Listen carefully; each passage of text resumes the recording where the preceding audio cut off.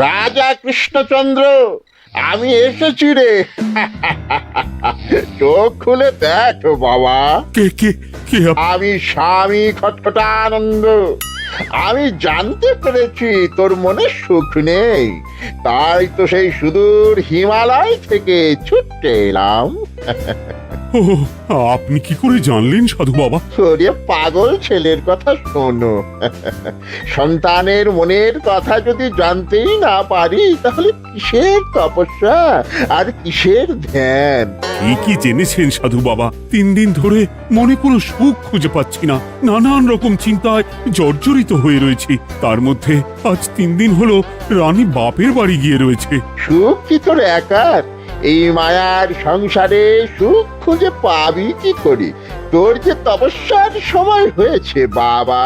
শোন, এই পাথরটা ধর। আমি যোগ বলে এই মন্ত্রপুত পাথর পেয়েছি। কাল পূর্ব দিকের নদীর পাড়ে এই মন্ত্রপুত পাথর স্থাপন করবি। আমি চাই তুই নিজে এই পাথরের আরাধনা করিস।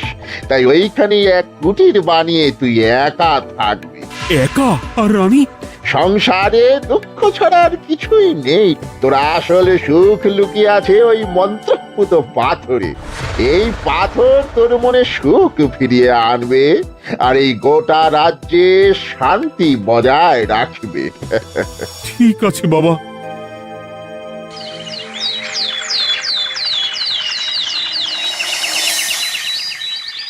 জয় বাবা খটখটানন্দের জয়। কি তার জ্যোতি, কি তার ব্যক্তিত্ব, আহ, কি তার কণ্ঠস্বর! এই মন্ত্রপুত পাথর আমার এবং এই রাজ্যের সকলে সুখ শান্তি ফিরিয়ে আনবে। আজ থেকে আমি সাধু বাবার পরামর্শ মতন এখানেই থাকবো। তোমাদের যার যা যা বক্তব্য আমাকে এখানে এসেই বলবে। কোনো চিন্তা করবেন না মহারাজ, আমি সব সামলে নেব। আপনি নিষ্ঠা সহকারে সাধু বাবার আদেশ পালন করুন। মহারাজ, যার নামেই খট তার কথাই ভরসা করা কি ঠিক হবে? একটা সামান্য পাথর কি করে সুখ ফিরিয়ে আনবে মহারাজ? বিষয়টা কি খটখটানন্দের মতন খটকার নয়? এটা মোটেই সামান্য পাথর নয় গোপাল, এটা মন্ত্রপুত পাথর। আর এসব হচ্ছে বিশ্বাসের ব্যাপার। শুধু তোমার মতন ভাঁড় দিয়ে কি আর রাজ্য চলে? রাজ্য চালাতে গেলে ভক্তি, শ্রদ্ধা, আশীর্বাদও দরকার হয়। ঠিকই, শাস্ত্রে বলে বিশ্বাসে মিলায় বস্তু, তর্কে বহুদূর। কিন্তু মহারাজ, রাজ্যটাও তো চালাতে হবে। আপনি এখানে থাকলে এই রাজ্যের কি হবে মহারাজ? একবার ভেবে দেখুন, সাধু বাবা আসল না হয়ে নকলও তো হতে পারে। দেখো গোপাল, তোমার যদি মনে বিশ্বাস না থাকে তাহলে আমি বলবো তুমি আর এখানে এসো না। তবে সাধু বাবার নামে কোনো বাজে মন্তব্য আমি শুনবো না। আমি চাই না আমার এই অবিশ্বাসের কারণে আমার রাজ্যের কোনো ক্ষতি হোক। আর আমি এই রাজ্যের মন্ত্রী, আমি থাকতে তোমাকে রাজ্য নিয়ে বেশি ভাবতে হবে না। তুমি এখন যাও তো গোপাল, যাও। মহারাজকে আর বিরক্ত করো না। পাল না থাকলে এ রাজ্যের কিছুই এসে যাবে না। আমরা থাকতে নাকি ভাঁড় চালাবে রাজ্য? আচ্ছা, ঠিক আছে, দেখা যাক। তাহলে আসি মহারাজ। হ্যাঁ হ্যাঁ, এসো এসো।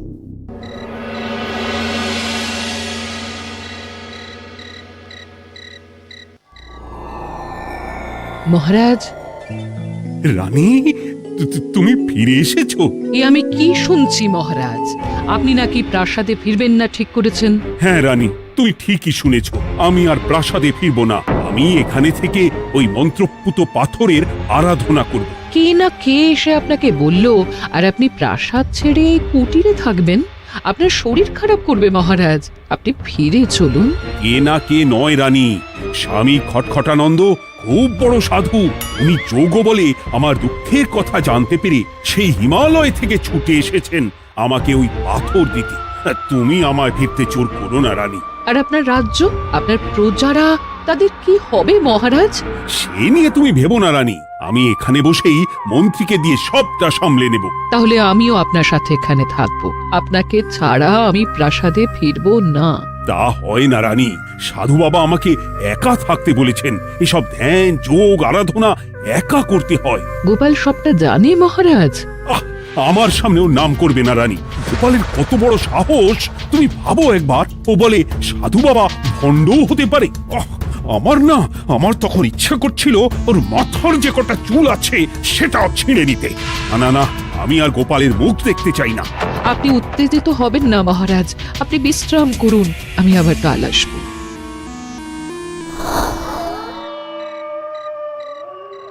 রাতের হাটেও সবজির যা দাম বেড়েছে, এরপর শুধু এক বেলা খেয়ে থাকতে হবে।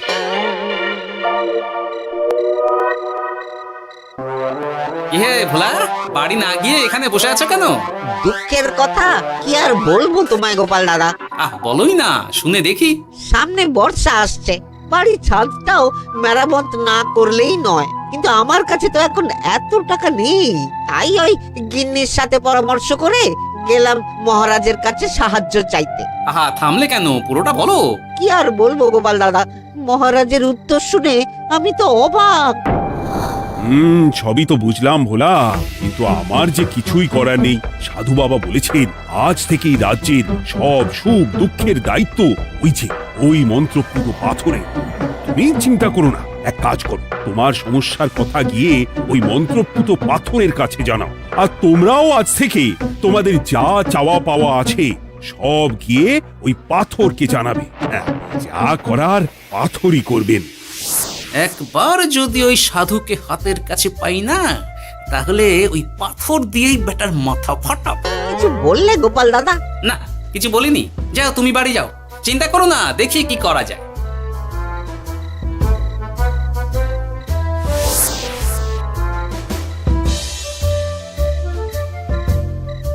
কি ব্যাপার, এত রাতে বটা ঘটা মন্ত্রীর বাড়িতে কি করছিল? কি বটা ঘটা, আজকে মন্ত্রী মশাইয়ের বাড়ি খাওয়া দাওয়া ছিল? খাওয়া ছাড়া কি অন্য কিছু আসে না তোমার মাথায়? চ চ চ, আমাদের অনেক কাজ আছে, চ। আরে এত তাড়া কিসের? বাবা, বটা ঘটার এত কি গুরুত্বপূর্ণ কাজ যে একেবারে ছুটে পালালো? না, ব্যাপারটা তো সুবিধের ঠেকছে না।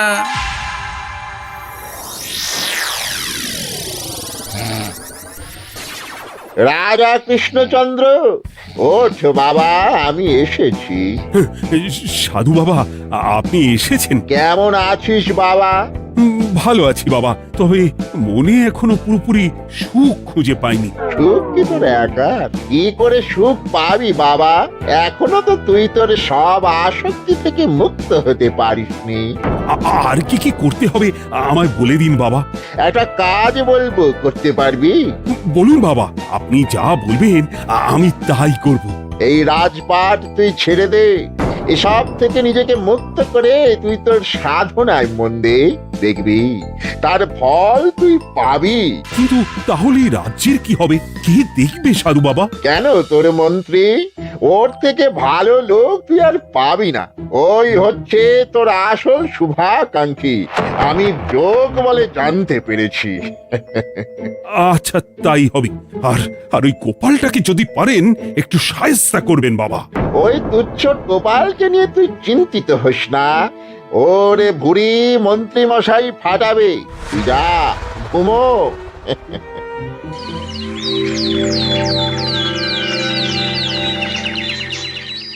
শোনো শোনো শোনো, আজ থেকে মহারাজ কৃষ্ণচন্দ্রের আদেশে এই রাজ্যের ভার এই রাজ্যের মন্ত্রীর। আর মহারাজ নিজে তার কুটিরে নিরিবিলিতে থাকতে চাইছেন। উনি চান না কেউ ওনাকে বিরক্ত করুক। তাই আজ থেকে যার যা সমস্যা সবাই মন্ত্রী মশাইকে জানাবে। মন্ত্রী মশাই যাকে যা বলবেন তাকে তাই শুনতে হবে। শোনো শোনো শোনো। না, মহারাজকে থামাতেই হবে, না হলে বড় বিপদ হয়ে যাবে। যাই।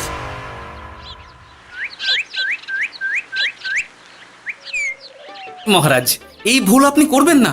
মন্ত্রীর হাতে রাজ্যের ভার দিলে রাজ্যের সর্বনাশ হবে মহারাজ। দেখো গোপাল, আমি যেটা করেছি সেটা ঠিক বুঝেই করেছি। আমার সিদ্ধান্ত আর বদলাবে না। আর এই বিষয় নিয়ে আমি তোমার সাথে কথাই বলতে চাই না। মহারাজ, গ্রামবাসীরা আপনার এই সিদ্ধান্ত খুশি মনে মেনে নেয়নি। সবার কথা একবার ভেবে তারপর সিদ্ধান্ত নিন মহারাজ।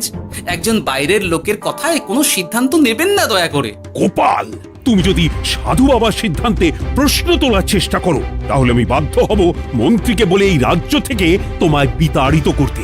একজন সেই হিমালয় থেকে আমাদের উপকার করতে এলো আর তুমি তার বিরুদ্ধেই কথা বলছো। ছি ছি গোপাল, ছি।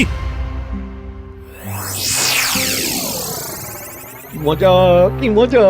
শুধু মুদ্রা, শুধু মোহর, যেদিকে তাকাবো শুধু সোনার মোহর আর সোনার মোহর। তুমি কি পাগল হয়ে গেলে? এখনো হয়নি গিন্নি, তবে এবার সত্যি সত্যি হয়ে যাব। এত সোনার মোহর একসাথে হাতে পেলে কেউ কি সুস্থ থাকতে পারে? আর বেশি দিন বাকি নেই যখন কৃষ্ণনগরের কোষাগারের মালিক হব আমি। আর মহারাজ, মহারাজকে ছেড়ে দেবেন? চিন্তা নেই, মহারাজ কিছুই করতে পারবেন না। তিনি এখন সাধু বাবার আদেশে পাথরের আরাধনায় ব্যস্ত। আর প্রহরীরা, তারা কিছু বলবে না? প্রহরীরা তো এখন আমার গোলাম।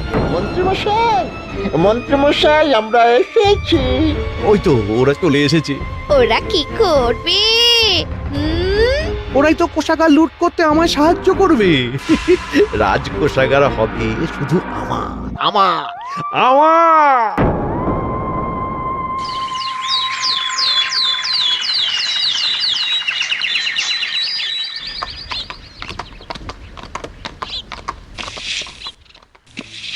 গোপাল, রানীমা, আপনি আমায় ডেকে পাঠালেই তো পারতেন। রাজ্যটার যে কি হবে গোপাল? মহারাজের উদাসীনতায় মন্ত্রী তো সব লুটে পুটে একাকার করে ছাড়বে। তুমি কিছু একটা করো গোপাল। সে তো আমিও বুঝতে পারছি রানীমা, কিন্তু হাজার চেষ্টা করে ও মহারাজকে বোঝাতে পারছি না। মহারাজ সাধু বাবার পাল্লায় পড়ে আর কিছুই বুঝতে চাইছেন না। এই রাজ্য আর মহারাজকে একমাত্র রক্ষা করতে পারবে তুমি গোপাল। কিছু একটা করো। কি হয়েছে, তোমরা হট্টগোল করছো কেন? তুমি আর একটা বিহিত করো গোপাল দাদা, আমরা তো আর থাকতে পারছি না। তুমি এর এক বিহিত করো গোপাল। আচ্ছা, কি হয়েছে বলবে তো? মন্ত্রী মশাই সবার কাছ থেকে অগ্রিম কর চেয়েছে। সে প্রহরী পাঠিয়ে সবার বাড়ি বাড়ি বলে এসেছে দুদিনের মধ্যে অগ্রিম কর না দিলে সবাইকে ধরে কারাগারে ভরে দেবে। একে তো আমরা কোনো সাহায্য পাচ্ছি না, তার উপর আবার এই জুলুম কি করে মেনে নেব বলো তো গোপাল দাদা? আমাদের বাঁচাও গোপাল দাদা, আমাদের বাঁচাও, না হলে এই মন্ত্রীর জুলুমে আমরা সবাই মারা যাব। হ্যাঁ গোপাল, তুমি পারবে। কিছু একটা করো গোপাল, এই রাজ্যটাকে বাঁচাও। না, আর নয়, এবার এর একটা বিহিত করতেই হবে। শোনো, তোমরা সব নিজের নিজের বাড়ি যাও, আমি দেখছি কি করা যায়। মন্ত্রী দুদিনের মধ্যে কর চাইছে কেন? ওর আসল উদ্দেশ্য কি? না, বিষয়টার খোঁজ নিতে হচ্ছে। পুটি, এই পুটি। গোপাল দাদু, তুমি? শোন, একটা কাজ আছে বুঝলি, বটা ঘটার উপর নজর রাখতে হবে। পারবি তো? হ্যাঁ হ্যাঁ দাদু, এটা আর কি এমন কাজ? এই তোর হাতে ওটা কি রে? ও এটা পুতুল, বাবা এনে দিয়েছে। পাথরটা খুব চেনা চেনা লাগছে, কোথায় যেন দেখেছি। কোথায়? রে, সাধু বাবার দেওয়া পাথর। আর এটা একই পাথর মনে হচ্ছে। এই তোর বাবা এটা কোথায় পেয়েছে রে? তা তো জানি না, তবে শুনেছি পাশের গ্রামে। বাহ, পাথরগুলো দেখতে তো খুব সুন্দর। এই সব পাথর তোমার? আজ্ঞে হ্যাঁ, আমি এই পাথরের মূর্তি বানাই। এই পাথর কি তুমি বিক্রি করো? না না, শুধু পাথর তো বিক্রি করি না। এটা কি? ও, ওটা আমি আমার সব পাথরের একটা চিহ্ন দিয়ে রাখি। এতে বোঝা যায় যে এই পাথরের মূর্তি আমার তৈরি। বাহ, চমৎকার কাজ করেছো।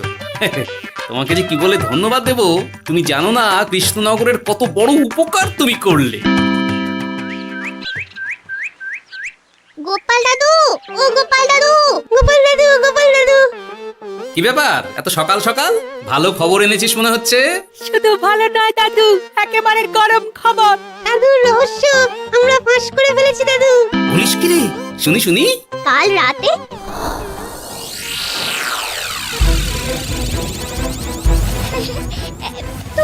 এত সোনা, এত মোহর আমি একসাথে কোনো দিন দেখিনি। এইসব আমাদের? হ্যাঁ গিন্নি, হ্যাঁ, এই সব আমাদের, সব। ওরে বাবা, আমার তো বিশ্বাসই হচ্ছে না, ভাবলেই গায়ে কাঁটা দিচ্ছে। রে বটা, আজ সাধু সেজে মহারাজের কাছে গেছিলি? হ্যাঁ, মহারাজ তো আজ প্রায় পা ছুঁয়ে প্রণাম করতে যাচ্ছিলেন, ওই কোনো মতে ঠেকিয়েছি। বলেছি প্রণাম নেওয়া আমার গুরুর বারণ আছে। আর আমি তো আজ এমন ধোঁয়া দিয়েছি যে মহারাজ একেবারে কেসে কেসে অস্থির। আর মাত্র 2 দিন, এই 2 দিন খেলাটা চালিয়ে যেতে পারলেই কেল্লা ফতে। আচ্ছা, এবার আমার কাছে পুরো বিষয়টা পরিষ্কার হলো। বাহ, তোরা দারুণ কাজ করেছিস রে। এবার শুধু আজ রাতে প্রমাণটা পেলেই হয়ে যাবে।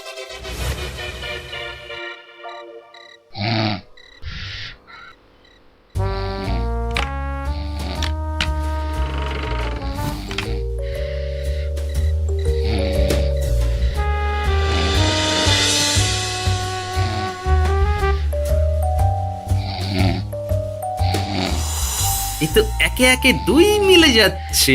বাবা বাবা বাবা, এবার খেলা জমবে।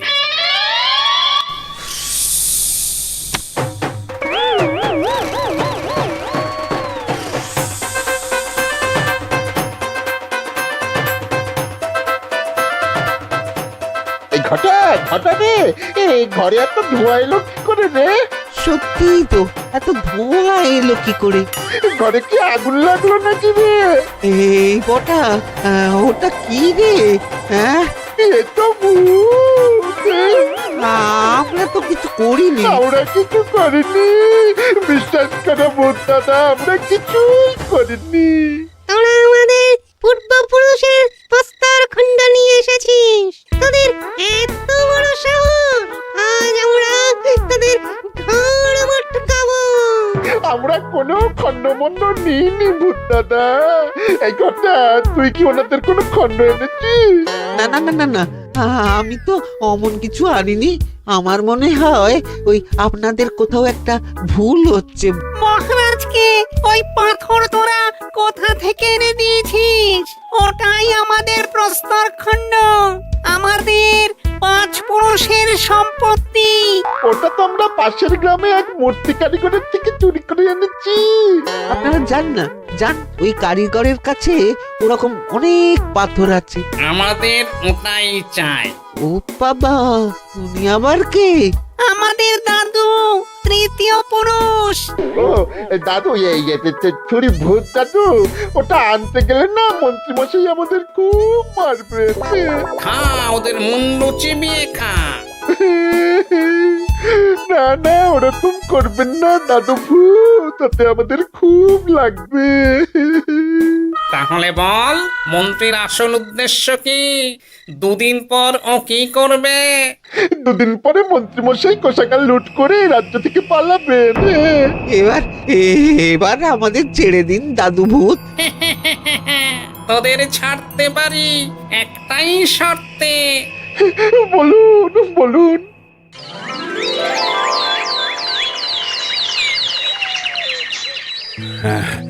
রাজ্যের পরিস্থিতি কি? প্রজারা সবাই ভালো আছে তো? হ্যাঁ মহারাজ, সেসব নিয়ে আপনি একদম চিন্তা করবেন না। বাবা, আপনি এসেছেন? হরে কৃষ্ণচন্দ্র, একটা কথা তোকে না বলে আর থাকতে পারলাম না। এটা আবার কে রে? বলুন বাবা। এই মন্ত্রীকে এই রাজ্যের দায়িত্ব দিতে বলে আমি বড় ভুল করেছিলাম। আসলে এই মন্ত্রী হচ্ছে চোর, ও তোর কোষাগার ফাঁকা করে পালাবার মতলব করেছে। কি বলছেন বাবা? মন্ত্রী, উনি যা বলছেন সব সত্যি? না না মহারাজ, এই বটা কি হচ্ছে কি? বটা? তো তুমি সাধু বাবাকে বটা বলে ডাকছো কেন? আমি বলি কি বাবা, এই মন্ত্রীকে তুই শুলে দে। বটা, তুই থামবি? আমার খেয়ে আমায় ছুরি মারা? ওর কথা আপনি বিশ্বাস করবেন না মহারাজ, ও সাধু নয়, ও ভণ্ড। মানেটা কি? মন্ত্রী মশাই ঠিকই বলছেন মহারাজ, ও সাধু নয়, ও কৃষ্ণনগরের বটা। এসব আপনার আদরের মন্ত্রীর কাজ মহারাজ। মন্ত্রী আপনার রাজ্য লুট করার মতলব করেছে, তাই বটাকে সাধু সাজিয়ে আপনার মন জয় করে প্রথমে আপনাকে প্রাসাদ থেকে তাড়িয়েছে, তারপর রাজ্যপাট নিজের হাতে নিয়ে কোষাগার হাতিয়েছে। আর এই পাথর? এই পাথর কিসের গোপাল? পাথর? পাথর এই কারিগরের মহারাজ। উনি পাশের গ্রামে এই পাথর দিয়ে মূর্তি গড়েন। মন্ত্রী বটাকে দিয়ে এই পাথর চুরি করিয়েছে।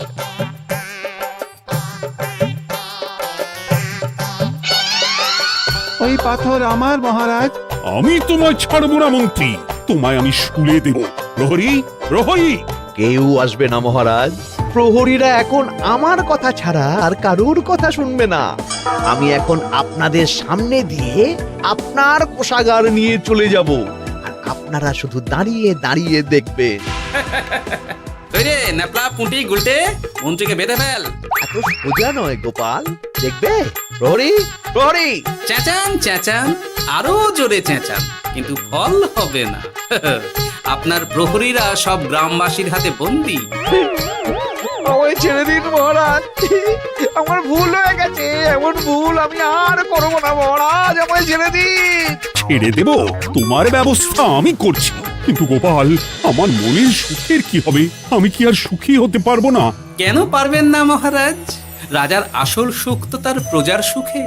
একদম ঠিক কথা বলেছে গোপাল। প্রজার সুখেই রাজার সুখ। ঠিক গোপাল, ঠিক। তুমি না থাকলে যে আমার কি হতো। জয় গোপাল।